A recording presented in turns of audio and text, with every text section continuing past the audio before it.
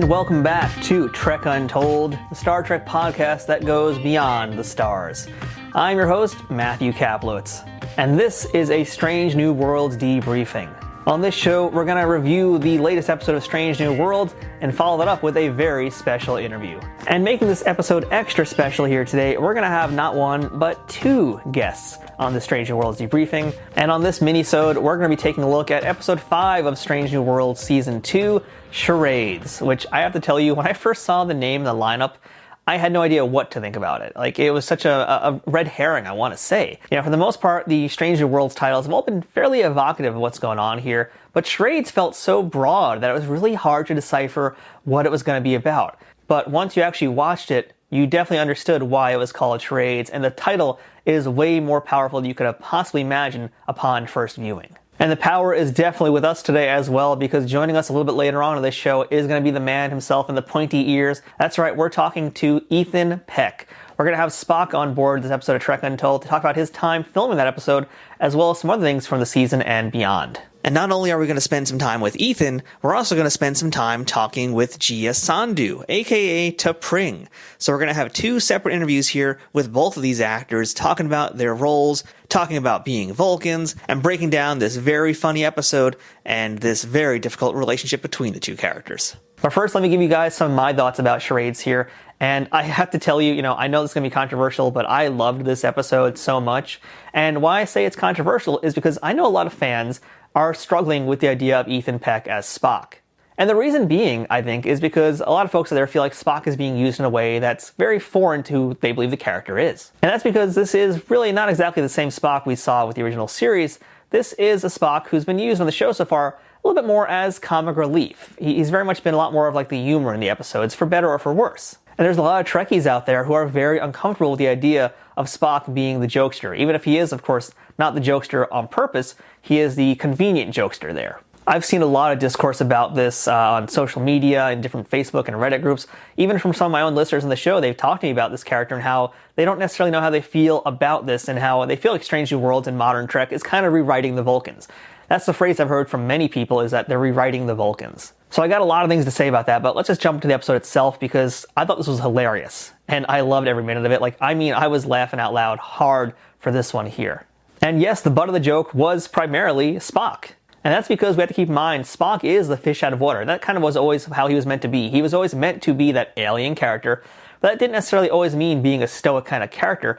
It also just meant he is the one who doesn't quite understand everything going around him. And Ethan Peck's interpretation of Spock is very, very different from what Nimoy was doing, and even from Zachary Quinto, but it's still very much rooted in Spock, I believe. And I can see the merit in some of the arguments saying they don't like how Spock is being written right now, but I would also counter them and remind you that the Spock we're looking at in Strange New Worlds is not the same Spock we would be seeing in the original series, because this is still a few years away from that. And even just earlier in this season here, Spock got himself his very first musical instrument, which he's now practicing to help with his emotions. And that's the key thing here, is that Spock is not yet Spock that we know. This is the Spock that is still fighting his human emotions. He has not reached a higher elevation, if you will, of Vulcan meditation or whatever. He's still trying to understand his human part. And that means dealing with his human emotions, which he very much does not understand, because he grew up on a planet that restrains themselves and doesn't let loose of their emotions. And there is, of course, a logical reason for that, as Spock explains, because Vulcans do feel their emotions in a much bigger way than a human does, so they are forced to push them back down and restrain themselves and show control. Really, I could do an entire episode all about this, and I'd love to someday, in fact, because I really think this is very interesting with what they're doing with Spock right now. But yeah, again, I do hear the complaints. I do hear some of the folks that are not too happy with that. But I would say this episode, I would hope, would give them maybe a little bit more of a change of heart about it. And it's also kind of fun because episode 5 of Strange New Worlds Season 1 was Spock Amok, and that was the one where him and T'Pring changed places, which was, again, a really funny episode. Once again, episode 5 is another Vulcan fun episode here, but it did have a lot of heart to it, just like Spock Amok did. So as the story goes, Spock and Nurse Chapel are going on essentially an away mission to kind of check out something, but in doing so they get sucked into some sort of timey-wimey space vortex-y thing, and well, in doing so, it would seem they would both be dead, but whatever was going on the other side of that space timey-wimey vortex thing spit them back out, but changed Spock. And in doing so, removed his Vulcan ears and removed all of his Vulcan green blood and turned him into a 100% complete human. So for the first time ever, Spock now has to be an actual human being, deal with his emotions, and he is essentially just a moody teenager, and that is what makes this so hilarious. But it's also a nod to Ethan Peck's acting that he could pull this off and make it feel real as well, because man, the things that he does are just like so perfect. The little nuances that Ethan makes throughout this episode to portray his emotions, to portray him fighting his emotions, his understanding of them.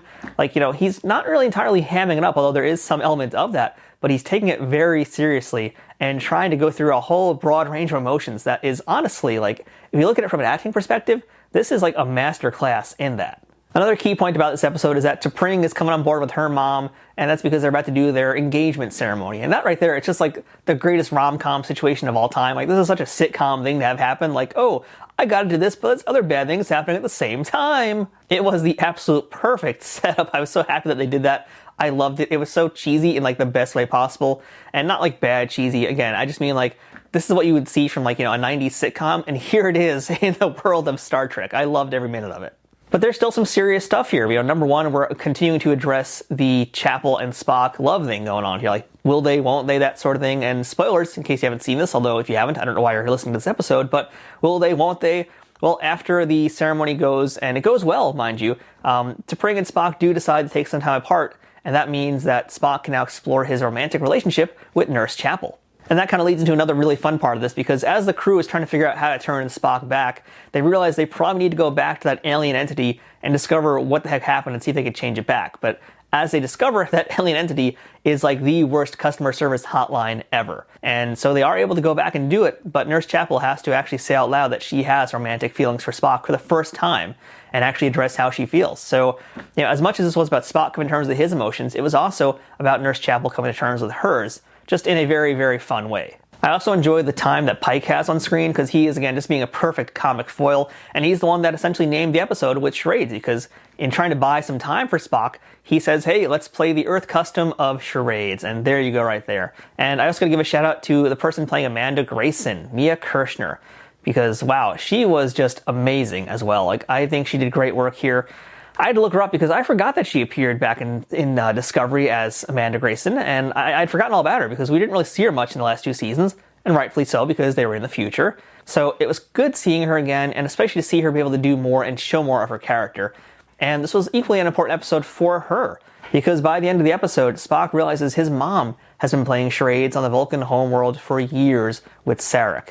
And she's had to hide all of her emotions and be this one person for her family, for her son, for her husband, for the entire planet, while having to hide who she really is. And Spock finally understands that, and it was a real beautiful, heartwarming moment. Like, I think that is just such a wonderful moment, and Mia Kirshner did such a great job. So yeah, really, so much wonderful acting, whether it's the comedy stuff, because there was a lot of great comedy from her as well, but again, the serious stuff as well. When it's there, they do it so perfectly, and everybody nailed this across the board. Now, I know that we have the Lower Decks crossover coming very soon, but man, it's going to have a hard time, I feel like, topping this one here in terms of comedy, because Charades, it's definitely one of the funniest of Strange New Worlds, definitely one of the funniest of the modern Trek era as well. Man, they're going to have a tough time topping this one, so looking forward to see how they're going to pull that one off. But I'd love to hear your thoughts on this episode here, because I get the feeling this one's going to be a hotly debated one on the social media world out there, primarily because of Ethan Peck's Spock.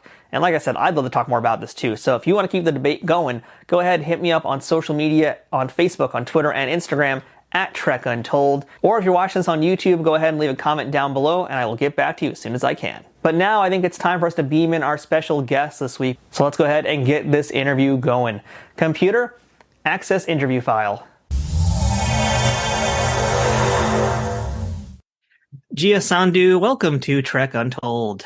Thank you. Thanks for having me. So we're talking episode 205 today, Charades, and this is such a hilarious episode. This is the perfect follow-up to Spock Amok.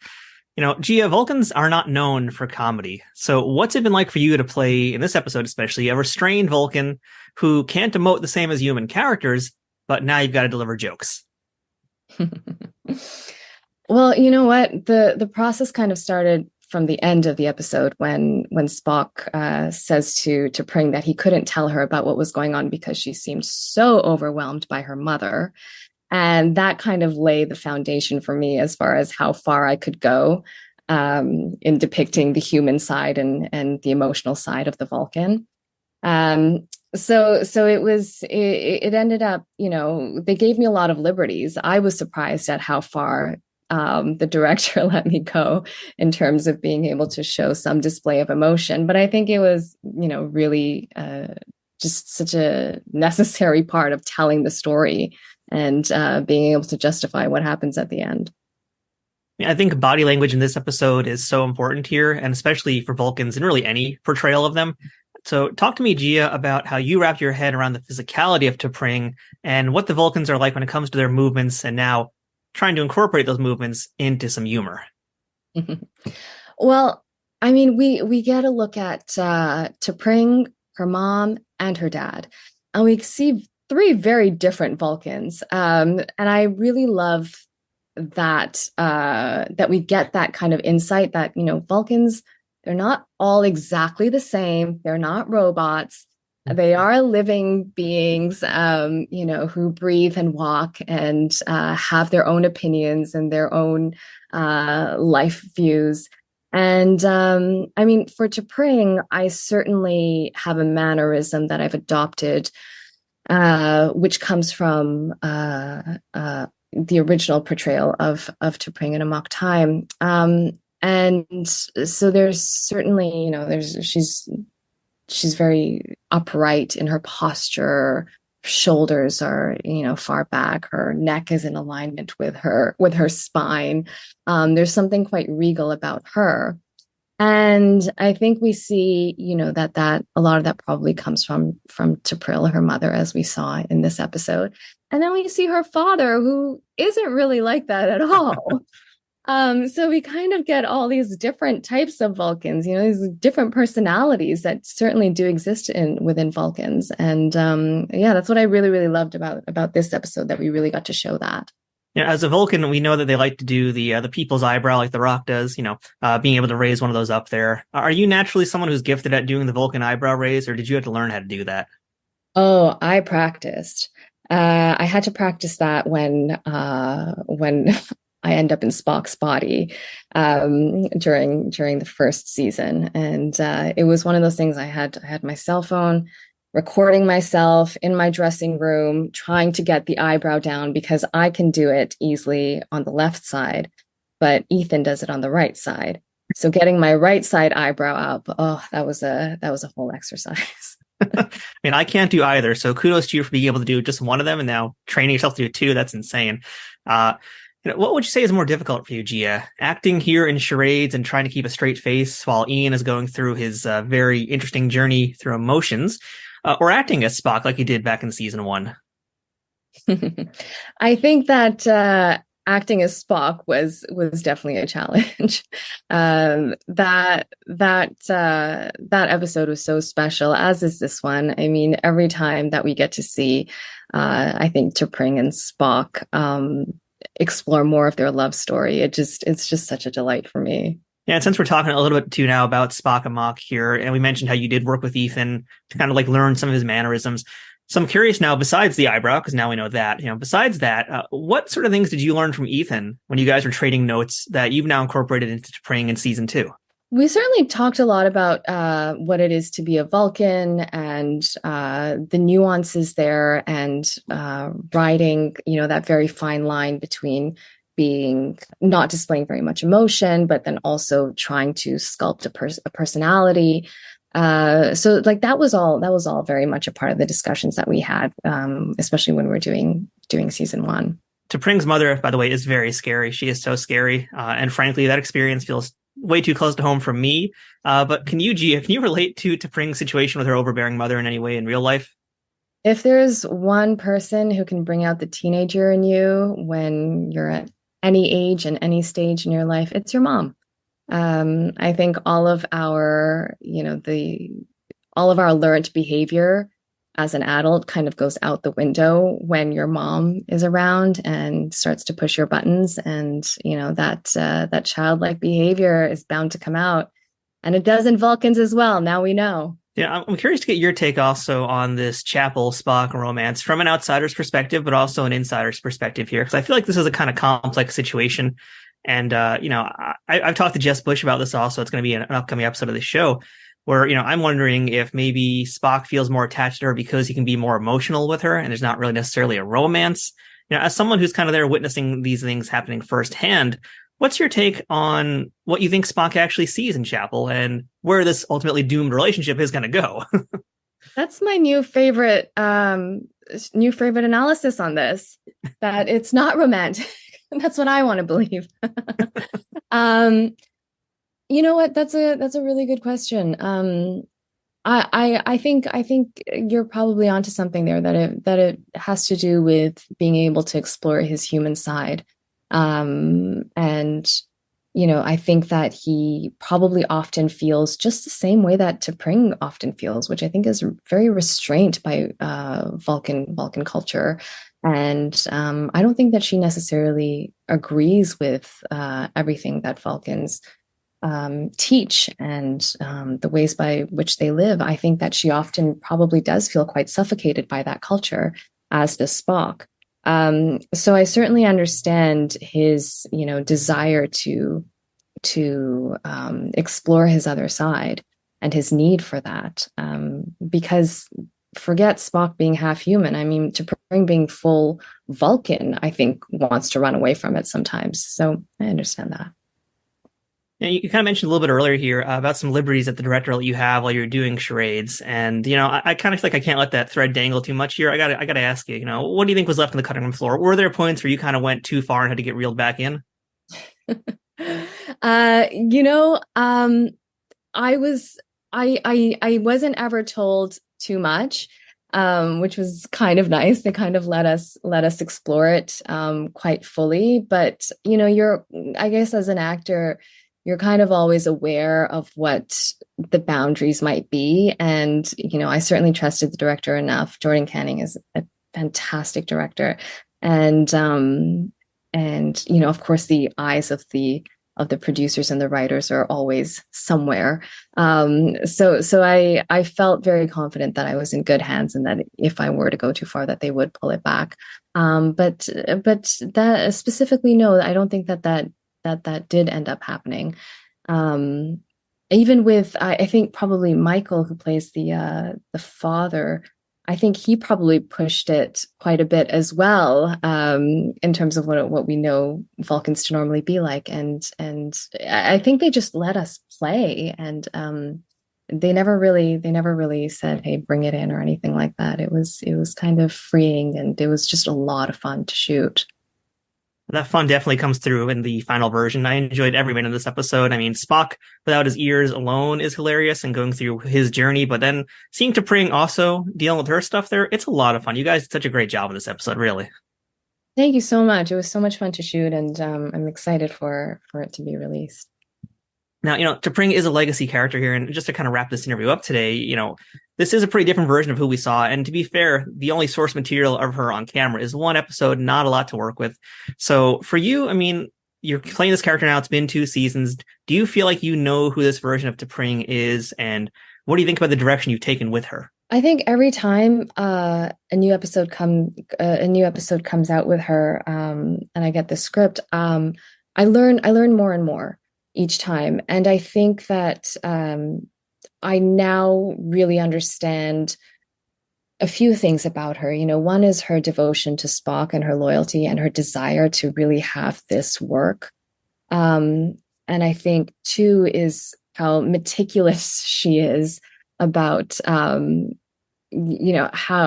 deliberate she is in the type of relationship that she wants. I think we picked up on some of that, on some of her eagerness about this, when she goes and starts reading all of this human literature on human relationships. And then I think we also see, her being just a very strong and empowered Vulcan. She has an incredibly difficult job and a high stakes job.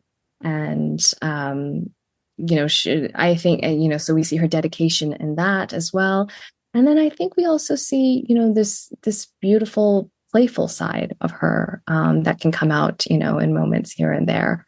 And so yeah. So now I do feel like I certainly have gotten to know her a lot more than of course we all did when Amok Time was the only material on her.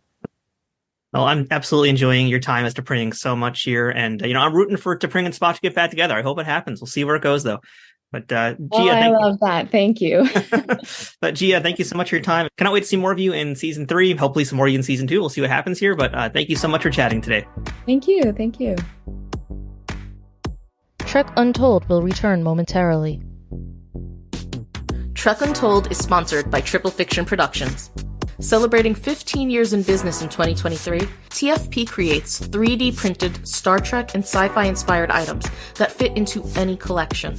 Whether you're a cosplayer who wants a Starfleet phaser, a Bajoran tricorder, or a Klingon dagger, or a toy collector looking for that special accessory or diorama to make your figures truly stand out, Triple Fiction Productions has exactly what you need.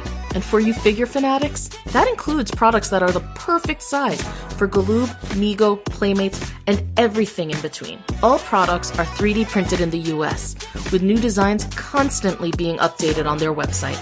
Repeat customers can sign up for TFP's loyalty program for free, where the more you order, the more discounts you receive. TFP also has a Pay What You Want section, where clearance or misprinted items are available at a discounted price. Best of all, every product can be shipped worldwide. As a special bonus for listeners of this show, Trek Untold has a special discount code just for you. Enter Untold10 at checkout for 10% off of all orders with no minimum purchase required. That's 10% off using Untold10. To see all of their products, head to triple-fictionproductions.net. Or to stay up to date on their newest products, find them on Twitter, Facebook, and Instagram. Triple Fiction Productions, where something is only impossible until it happens. So I'm very, very excited to say these words because I didn't know if it would ever happen, and I'm going to try not to nerd out here. But Ethan Peck, welcome to Trek Untold. Thank you. Yes. This is very cool here. I'm very happy we're discussing this particular episode because today we're talking about Charades. And Wil Wheaton in season 1 of Strange New Worlds, he called Spock Amok the funniest episode of Star Trek he ever saw. What? I challenged him. He did. He said that. And I challenge him now to look at Charades because I think this is the funniest one ever. So, Ethan, tell me about filming Charades and Spock's very unique role in this one. Wow. Well, I'm delighted that you feel that way and so happy to hear that. Also, I love your background and your t-shirt. Oh, thank you. That's the baseball team, right? It is. That's the Niners. And I do want to compliment you because your t-shirt game is always on point at cons. Thank you so much. Check it out today. Oh, that's amazing. Folks who can't see it, that's E for existential dread. It's a beautiful shirt. Yeah. Some of that episode was insane because whenever I have to do something that's sort of outside of bounds for Spock, it's really nerve-wracking because I've got to figure out what feels authentic, what feels real, what is authentic and real. And I could not have been paired with a better director for that episode. Jordan Canning was my director for that episode. And she and I had so much fun figuring those moments out, figuring out how big to be, how human to be. Is there any remnant of Vulcanism in him? And yeah, it was a very intimidating prospect when I first got that script, but it ended up being such a blast and so liberating. Yeah. It feels like you're having a lot of fun doing this here. And in Charades especially, it's not that like Spock is delivering tons of one-liners, even though there are plenty of those. It's more about like Ethan Peck's little facial movements and very subtle emoting that really seems so big on a Vulcan, right? Yeah. Oh, cool. I love that you got that from it. Absolutely did. Yeah. I mean, how do you find those little moments there? Because it's very hard to like you were saying, not go over the top when you're trying to be funny. Yeah, gosh, I don't know. Again, I think I give a lot of credit to Jordan Canning's eye for that because, how does this version of Spock fit into the bigger picture of Strange New Worlds, the bigger picture of Star Trek, the bigger picture of Spock? And it's such an anomalous episode and experience for him. And I think the goal was to go as far as possible without becoming untethered, right, from who he is, to still be connected to who we know. And I hope we did that. I think we did that. It was, the first couple of days on that episode, I was like, I don't know if this is working. I hope it's working. But it started to become very real and alive because Spock is so filled with wonder and excitement for new things and new experiences. And here is this incredible experience in himself of being without his Vulcan half. And what a joy, and what an amusing time, and what a ride. And so I really leaned into that part of him, that explorative part of him.